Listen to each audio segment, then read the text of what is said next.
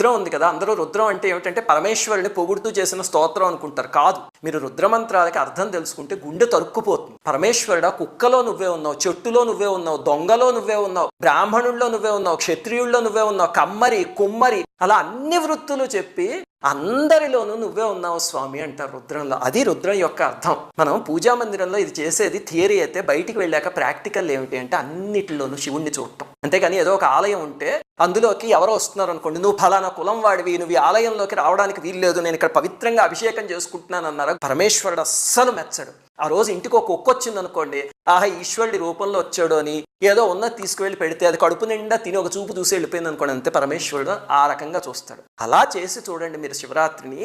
ఏదో ఒక రూపంలో పరమేశ్వరుడు మీ ఇంటికి వస్తాడు, లేకపోతే కళలోనో ధ్యానంలోనో ఎక్కడో అక్కడ కనిపించి, ఒరే నాన్న నీ శివరాత్రి పూజకి నేను సంతృప్తి పొందాను రా అని మీకు ఏదో ఒక సూచనలు ఇస్తాడు.